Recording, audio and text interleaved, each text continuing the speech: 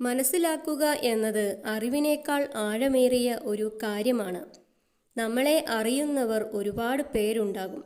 എന്നാൽ നമ്മളെ മനസ്സിലാക്കിയവർ വളരെ ചുരുക്കമേ കാണൂ. നിങ്ങളുടെ ജീവിതം നിങ്ങളുടേതായ രീതിയിൽ ജീവിക്കുക. മറ്റുള്ളവർ പറയുന്നത് ശ്രദ്ധിക്കരുത്.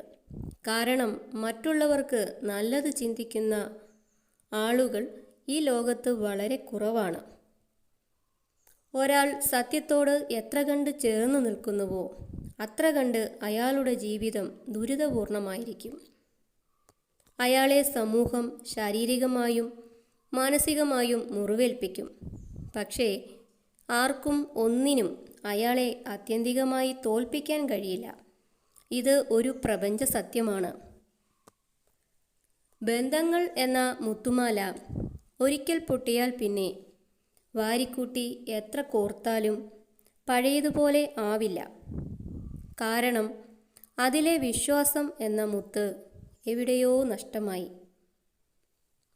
മുറിപ്പെടുമെന്ന് ഉറപ്പുള്ള സംഭാഷണത്തേക്കാൾ മൗനമാണ് നല്ലത്. ഉള്ളതിൽ അഹങ്കാരം വേണ്ട, ഇല്ലാത്തതിൽ വിഷമവും വേണ്ട. ഉള്ളത് ഇല്ലാതാകുവാനും ഇല്ലാത്തത് ഉണ്ടാകാനും അധിക സമയം വേണ്ടിവരില്ല. എത്രമാത്രം ഒറ്റപ്പെട്ടു പോയാലും മറ്റൊരാളെ ശല്യം ചെയ്യാതിരിക്കുക. കാരണം ഒറ്റപ്പെടലിനേക്കാൾ വേദനയാണ് ഒഴിവാക്കലുകൾ. സ്നേഹിക്കുവാൻ സമയം കണ്ടെത്തിയില്ലെങ്കിൽ സ്നേഹത്തിൻ്റെ ആയുസ് കുറഞ്ഞു കുറഞ്ഞ് ക്രമേണ അതില്ലാതെയാകും. ജീവിതത്തിൽ പലപ്പോഴും നമുക്ക് കിട്ടുന്ന അവഗണനകൾ ഒരു പരിധിവരെ നല്ലതാണ്. അത് നമ്മളെ കൂടുതൽ ചിന്തിപ്പിക്കും. നമ്മുടെ ചില ശരികൾ തെറ്റായിരുന്നുവെന്നും ചില തെറ്റുകൾ ശരിയായിരുന്നു എന്നും മനസ്സിലാക്കിത്തരും.